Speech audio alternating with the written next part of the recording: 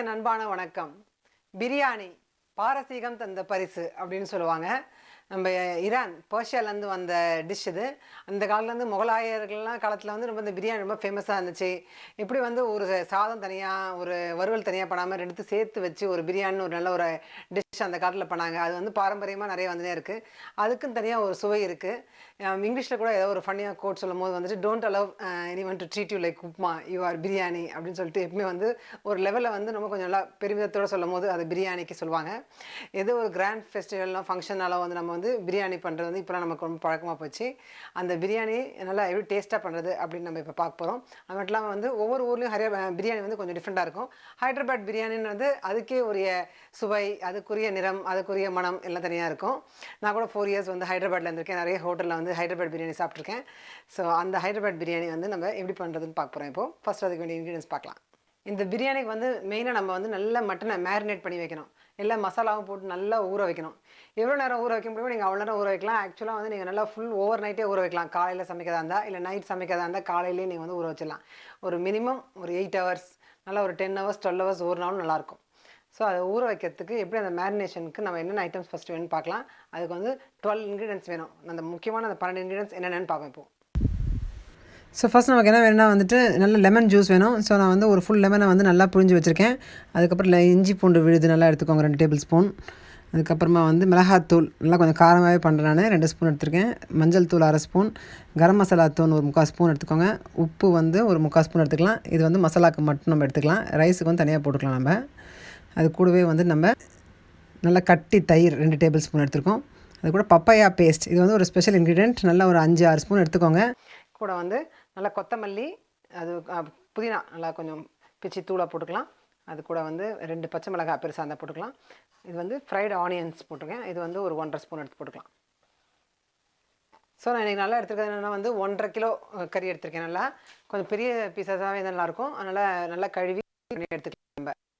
இது கூட வந்து நம்ம வேறு என்ன ஐட்டம்ஸ் வேணும்னா எண்ணெய், அதுக்கப்புறம் நல்லா வெங்காயம் ஒரு இந்த சைஸில் இருந்தால் ஒரு 5-6 வெங்காயம் எடுத்துக்கோங்க. அதுக்கப்புறமா நான் போட போகிறோம் குங்குமப்பூ, சாஃப்ரான்.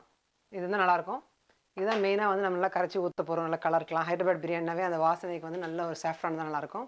ஸோ அதை நம்ம போட்டுக்கலாம். அப்படி இல்லைன்னா ஆப்ஷனாக நீங்கள் வந்து எல்லோ கலர் பவுடரும் போட்டுக்கலாம். இல்லைன்னா வந்து பாஸ்மதி ரைஸ் அதுவும் எடுத்து வச்சுருக்கேன் நான், அதையும் நம்ம போடலாம். ஸோ இது என்ன பண்ண போகிறேன்னா வந்து நான் ஏற்கனவே சொன்ன மாதிரி உங்களுக்கு நல்லா ஊறணும். அதனால் நான் என்ன பண்ண போகிறேன், நாளைக்கு தான் இதை குக் பண்ண போகிறேன். இப்போ நைட் வந்து நான் இப்போ மேரினேஷன் மட்டும் தான் பண்ண போகிறேன். ஸோ மேரினேஷன் மட்டும் காட்டுறேன் நான். காலையில் எழுந்து நம்ம பிரியாணி பண்ணலாம். ஸோ அதுக்கு நம்ம என்ன பண்ணுறோன்னா வந்துட்டு இந்த மட்டனுக்கு இந்த பப்பையா பேஸ்ட் கண்டிப்பாக வேணும். இது வந்து ஓரளவுக்கு உங்களுக்கு காயான பப்பையாவாக தான் நல்லாயிருக்கும். கொஞ்சம் பழுக்காமல் நல்ல பப்பாளி பழம், யாரும் சொன்ன மாதிரி பழுக்காத பப்பாளி பழம் இருக்காது, பப்பாளி காய் அது நல்லாயிருக்கும். அப்படி இல்லைன்னா வந்து இந்த பப்பாளி பழம் எடுத்துக்கோங்க. ஸோ இதையும் நம்ம போட்டு நல்லா நம்ம மிக்ஸ் பண்ண போகிறோம். இது கூட எல்லா இன்க்ரீடியன்ஸும் நம்ம ஆட் பண்ணிடலாம். தயிர் ஆட் பண்ணியிருக்கேன், கொத்தமல்லி, புதினா, பச்சை மிளகாய், ஃப்ரைடு ஆனியன்ஸ் கடையில் எல்லா கடையிலையும் கிடைக்குது இப்போலாம். அப்படி இல்லைன்னா நீங்களே கூட கொஞ்சம் வறுத்து போட்டுக்கலாம். கரம் மசாலா தூள், மஞ்சள் தூள்,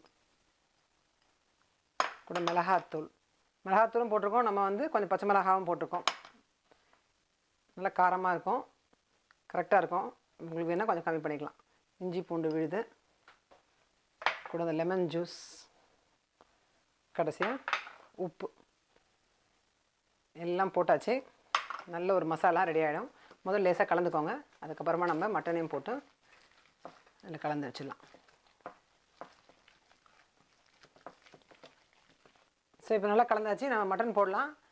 ஸோ மட்டன் வந்து பாருங்கள் இந்த மாதிரி சைஸில் நான் போட்டிருக்கேன். உள்ள சைஸ் போட்டு நல்லாயிருக்கும், கொஞ்சம் கரையாமல் இருக்கும். எலும்போடு போட நல்லாயிருக்கும் பிரியாணிக்கு. ஸோ எலும்போடு எடுத்துக்கோங்க. இது நல்லா கலந்து நான் ஃப்ரிட்ஜில் வைக்க போகிறேன்.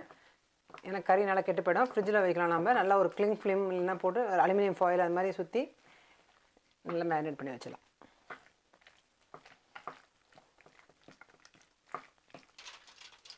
ஸோ நல்லா ஒரு அலுமினியம் ஃபாயில் போட்டு நம்ம மூடி வச்சிடலாம். ஸோ இப்போ இதை நம்ம ஃப்ரிட்ஜில் வச்சிடலாம். ஸோ இப்போ காலையில் வந்து என்னென்ன ப்ரிப்பரேஷன் பண்ணியிருக்கோன்னு பார்க்கலாம். ஃபஸ்ட்டு வந்து நான் இந்த வெங்காயத்தை நல்லா நீட்டாக நறுக்கி வச்சுருக்கேன். நீட்டமாக எவ்வளோ மெலிசா நறுக்க முடியுமோ அவ்வளோ நறுக்கி வச்சுக்கோங்க இதை. அதுக்கப்புறம் அரிசி நம்ம வந்து 1.5 கிலோ மட்டன் எடுத்துருக்கோம். அதனால் அதுக்கு வந்து 2 கிலோ நல்லா பாஸ்மதி ரைஸ் வந்து நம்ம கழுவி இந்த மாதிரி ஊற வைக்கலாம். நல்லா ஒரு 1/2 hour ஊறினா நல்லாயிருக்கும். ஸோ 1/2 hour ஊற வைங்க அதை. அது கூட வந்து நான் மசாலா பொருட்கள் அதெல்லாம் எடுத்து வச்சுருக்கேன். ஸோ நமக்கு என்ன தேவையான பொருட்கள்லாம் வந்து இந்த மாதிரி பிரிஞ்சி இலை, அப்புறம் பட்டை, அப்புறம் அந்த ஸ்டார் அனீஸ், அதுக்கப்புறம் லவங்கம், கொஞ்சம் ஏலக்காய், அப்புறம் இந்த மராத்தி முக்கு சொல்லுவாங்க. இந்த மாதிரி மசாலா ஐட்டம்ஸ்லாம் என்ன இருக்கோ அதெல்லாம் எடுத்துக்கலாம் நீங்கள். இதெல்லாம் கொஞ்சம் நம்ம ஃபஸ்ட்டு வந்து வதக்க போகிறோம். ஸோ அதுக்கு நம்ம என்ன யூஸ் பண்ண போகிறோம்னா வந்துட்டு கொஞ்சம் ஆயில், பாதி வந்துட்டு நெய் யூஸ் பண்ண போகிறோம். ஸோ இந்த கப்பில் இந்த அளவுக்கு நெய்யும் எண்ணெயும் எடுத்திருக்கேன். சாஃப்ரான் குங்குமப்பூ அது மாதிரி பண்ணலாம் வந்துட்டு நல்லா கொஞ்சம் பாலில் ஊற்றி நல்லா நம்ம இது மாதிரி கொஞ்சம் ஊற வச்சோன்னா இந்த மாதிரி ஃபில்டர் பண்ணி எடுத்தால் நல்லா நமக்கு இந்த கலர் வரும். இதை நம்ம யூஸ் பண்ண போகிறோம் ரைஸில் நல்லா ஊற்றுறதுக்கு. ஸோ இப்போ ஒரு பாத்திரத்தில் வந்து நான் நல்லா தண்ணி பிடிச்சி அதில் கொஞ்சம் 3/4 ஸ்பூன் உப்பு போட்டு கொதிக்க வைக்க விட்டுருக்கேன். நல்லா கொதிக்கட்டும். அந்த டைமில் இன்னொரு பேன் வச்சு நம்ம வெங்காயத்தை நல்லா வதக்கி எடுத்துக்கலாம். ஸோ ஒரு 2 ஸ்பூன் அளவுக்கு எண்ணெய் ஊற்றி நம்ம இந்த வெங்காயத்தில் நல்லா வதக்கலாம்.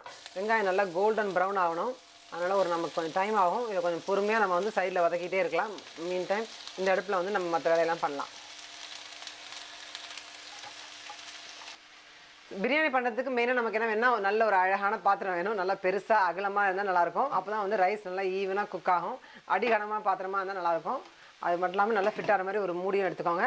கடைசியில் நம்ம தம் போடும் போது வந்து நம்ம அதை சுற்றி வந்து கோதுமை மாவு வந்து நம்ம பண்ணி ஒட்ட போகிறோம், நல்லா சீல் பண்ண போகிறோம். ஸோ இப்போ நம்ம ஃபஸ்ட்டு வந்து நம்ம ரைஸ் வடிச்சிக்கலாம். ஸோ இங்கே நல்லா நமக்கு வந்து வெங்காயம் வதங்கின்னு இருக்கு. இங்கே நம்ம ஃபஸ்ட்டு வந்து ரைஸ் போடலாம். நம்ம என்ன பண்ண போகிறோம்னா வந்து பாதி வேக்காடு தான் நம்ம வேக வைக்க போகிறோம். ஃபுல்லாக வேகக்கூடாது, அப்புறம் குழஞ்சி போட ரைஸ் முக்கியமாக வந்து நல்ல பதத்தில் இருக்காது. பிரியாணிக்கு வந்து ரொம்ப முக்கியம். அது மட்டும் இல்லாமல் நார்மலாக நம்ம ரைஸ் வைக்கும் போது நம்ம உப்பு போட மாட்டோம். பட் பிரியாணிக்கு வந்து நம்ம கொஞ்சம் தண்ணியில் உப்பு போடணும். ஸோ ஏற்கனவே நான் போட்டிருக்கேன். இப்போது கொஞ்சம் கொஞ்சமாக வந்து நான் அரிசி போட போகிறேன்.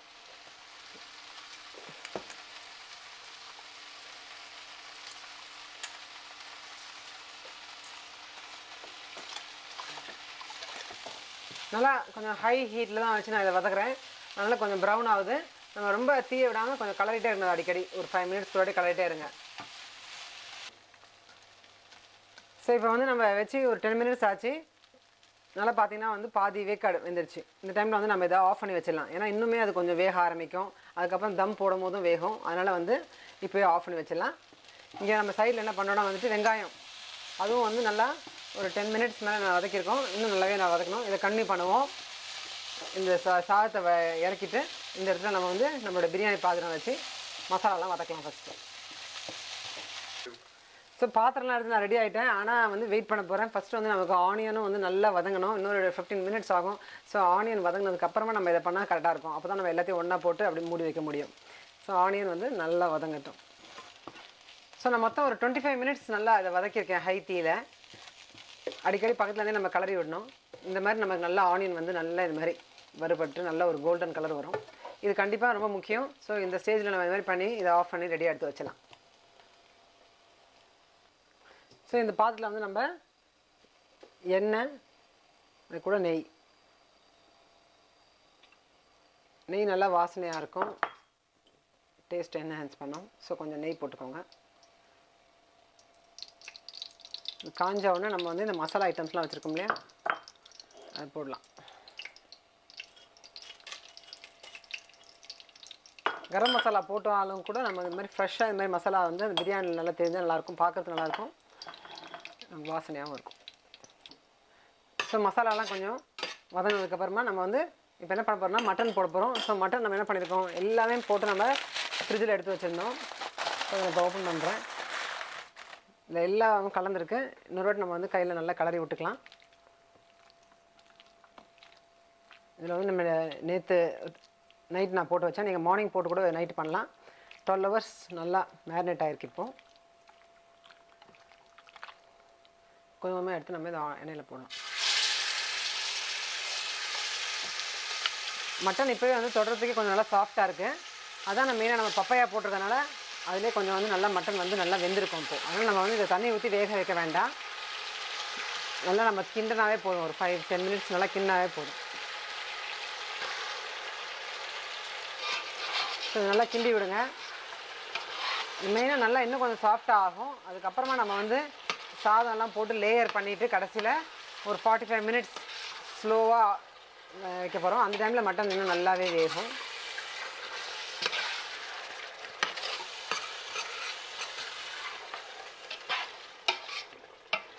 ஸோ இது நல்லாவே நம்ம ஒரு கட்டை கரண்டி போட்டு நல்லா நம்ம இதை கிண்டலாம். ஏன்னா நம்ம வந்து இந்த எண்ணெய் நெய் அதில் தான் நம்ம வதக்கிட்டு இருக்கோம். தண்ணி ஊற்றாமல் பண்ணுறதுனால அடி பிடிக்கலாம். ஸோ பக்கத்தில் இருந்து ஏதாவது ஒட்டுச்சுன்னா நல்லா இப்படி தேய்ச்சி விட்டு நல்லா இதை வந்து நீங்கள் ஒரு 5 மினிட்ஸ் நல்லா கிண்டணும். இதோடைய ஸ்லோ ப்ரொசீஜர் தான் இது. ஆனால் அப்போ தான் வந்து நமக்கு ரிசல்ட் ரொம்ப நல்லா டேஸ்ட்டாக வரும். ஸோ பிரியாணினா வந்து சும்மாவா, அதனால் அது வந்து நம்ம அதுக்கேற்ற ப்ரொசீஜரோடு நம்ம நல்லா பண்ணிவிட்டு கரெக்டாக நம்ம இதை ஃபாலோ பண்ணிங்கன்னா நல்ல ரிசல்ட் கிடைக்கும். ஸோ இப்போ 5 மினிட்ஸ் நல்லா நம்ம இதை வந்து வதக்கியாச்சு. கொதிக்க ஆரம்பிக்குது. இப்போ வந்து நம்ம இதை ஆஃப் பண்ணிடலாம். ஆஃப் பண்ணிவிட்டு தான் நம்ம வந்து லேயரிங் பண்ணணும். ஸோ இப்போ வந்து நம்மளுடைய மட்டன் வந்து ரெடியாக இருக்குது. ரைஸ் பார்த்திங்கன்னா வந்து நான் தண்ணியை வந்து வடித்து வச்சுருக்கேன் சிங்கில். ஸோ இந்த மாதிரி நமக்கு நல்லா கொஞ்சம் உதிரியாக இருக்குது ரைஸ். இந்த ரைஸ் வந்து நம்ம போட்டு இப்போ லேயர் பண்ண போகிறோம். அதுக்கு முன்னாடி நம்ம என்ன பண்ணணும்னா கொஞ்சம் புதினா அது வந்து கொஞ்சம் பிச்சு வச்சுக்கோங்க.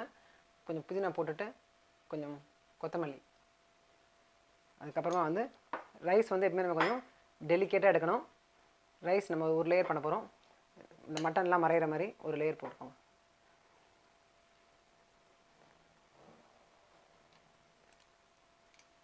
நல்லா இது அழகாக ஒரு லேயர் அது மாதிரி நம்ம பண்ணி போகலாம். ஆனால் ஹைதராபாத் பிரியாணினால நடுவில் மட்டும் சாதம் மட்டும் இருக்கும், அடியில் மட்டன் இருக்கும், மேலே வந்து ஆனியன்ஸ் இருக்கும். ஸோ அந்த மாதிரி நம்ம லேயர் பண்ணுறோம். ஸோ இப்போ நல்லா ஒரு லேயர் ஃபுல்லாக போட்டாச்சு. இதுக்கப்புறம் வந்து நம்ம ஸோ ஒரு லேயர் ரைஸ் போட்டு அது மேலே வந்து நம்ம கொஞ்சம் சாஃப்ரான் மில்க் ஊற்ற போகிறோம். அதுதான் நல்லா ஒரு கலர் கொடுக்கும், நடுவில் ஒரு எல்லோ கலர். அதுக்கப்புறம் திருப்பி வந்து ரைஸ் போடலாம்.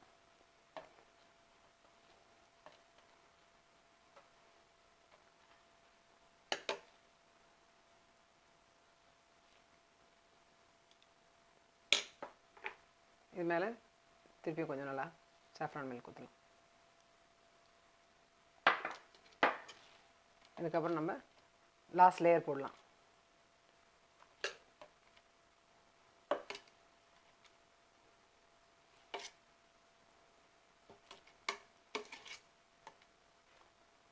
அடியில் சாதத்தில் ஏதாவது கொஞ்சம் தண்ணி தேங்கியிருந்தால் அதை போடாதீங்க. சாதம் உதிரியாக இருக்கிற அளவுக்கு போட்டுக்கோங்க. ஏன்னா நமக்கு இந்த ஸ்டேஜில் வந்து எக்ஸ்ட்ரா எதுவும் வாட்டர் வேணாம். ஆனால் எவ்வளோ ட்ரையாக இருக்கோ அவ்வளோ நல்லா வரும்.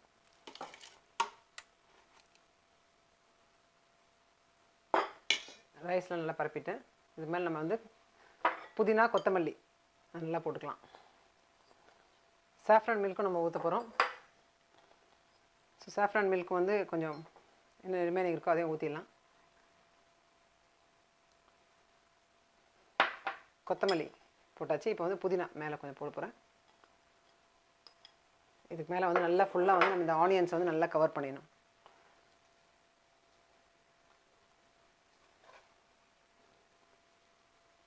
இது அப்படியே நல்லா நம்ம வந்து ஒரு 45 மினிட்ஸ் ஃபுல்லாக சிம்மில் வைக்க போகிறோம். ஃபுல் சிம்மில் நம்ம இப்போ ஒரு தோசைக்கல் மேலே வைக்க போகிறோம். அதனால் எல்லா மாய்ஸ்ட்டும் வந்து நல்லா அப்சர்வ் ஆகிடும். கடைசியில் நம்ம வந்து நம்ம கிண்டும் போது நல்லா எல்லாம் சேர்ந்து ஒன்று நல்லா டேஸ்ட்டாக இருக்கும். ஆனியன்ஸ் நல்லா ஃப்ரை பண்ணும்போது எப்பவுமே வந்து ரொம்ப டேஸ்ட்டு. அதனால் இப்போ கொஞ்சம் ஆனியன் சும்மா சாப்பிட்லாம் போல் இருக்குது. ஸோ இப்போ ரெடி ஆகிடுச்சு. இதை மூடிட்டு நம்ம வந்து இதை சீல் பண்ண போகிறோம். மாதிரி நீங்கள் வந்து ஏதாவது கோதுமாவை வந்து நல்லா பிசைஞ்சு வச்சுக்கலாம். நம்ம பெருசாக கொஞ்சம் ஸ்டிக்கியாகவே இருக்கலாம். நல்லா வந்து அப்போ தான் நல்லா ஒட்டும். மெயினாக வந்து நமக்கு இதில் காற்று போகக்கூடாது. ஸோ நல்லா நான் இதை வந்து சீல் பண்ண போகிறேன். ஃபுல்லாக எடுத்து அப்படியே சொட்டு பண்ணலாம். இதை நம்ம எப்பயுமே யூஸ் பண்ண போகிறதில்ல, அப்புறமா கட் பண்ணி போட்டுற போகிறோம். ஸோ இது நீங்கள் சும்மா ரஃப்பாக பிசைஞ்சிக்கிட்டால் போதும். ஆல்சோ மேலே வந்து ஒரு ஹோல் இருக்குல்ல, நான் அதையும் வந்து நான் மூட போகிறேன். நல்லா டைட் பண்ணிக்கிறேன்.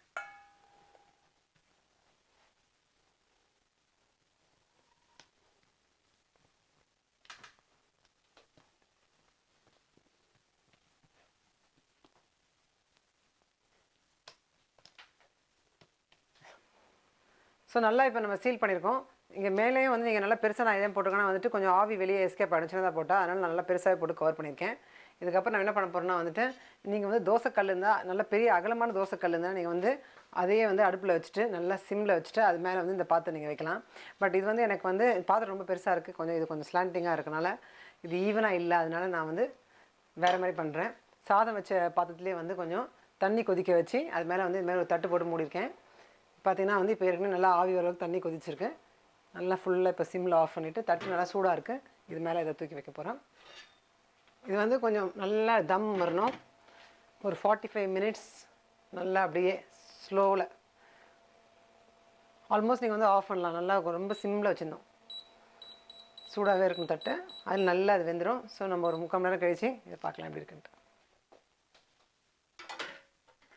ஸோ இப்போ வந்து நம்ம இதை கட் பண்ணி எடுத்துடலாம்.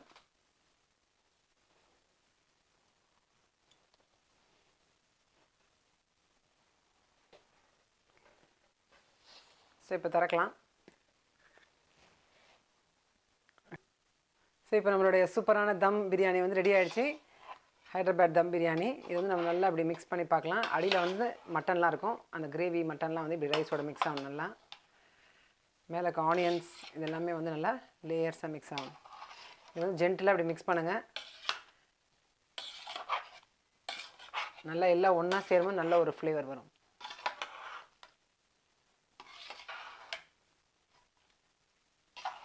பண்டிகைனாவே வந்து அதை வந்து ஒரு சிறப்பு பண்ணுறது வந்து சாப்பாடு தான் மெயினாக. ஸோ இந்த ரம்ஜானுக்கு வந்து நீங்கள் எல்லாருமே ட்ரை பண்ணி பாருங்கள். இது மேலே நிறைய இன்னும் கொஞ்சம் நம்ம ஃப்ரைட் ஆனியன்ஸ் தனியாக வச்சுருந்தா அதுவும் போடலாம். இல்லைன்னா இங்கே ஆனியன்ஸே நல்லா வந்து எல்லாம் ஸ்ப்ரெட் பண்ணி விடலாம் நீங்கள் இந்த மாதிரி.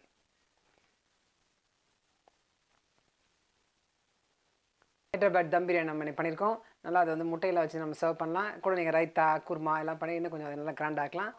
நான் வந்து சீக்கிரமாகவே சாப்பிட போகிறேன், நல்லா பசியில் இருக்கேன். நீங்களும் வந்து இது நல்லா ட்ரை பண்ணி பாருங்கள், என்ஜாய் பண்ணுங்கள். எல்லாருக்கும் வந்து இனிய ரமடான் நல்வாழ்த்துக்கள்.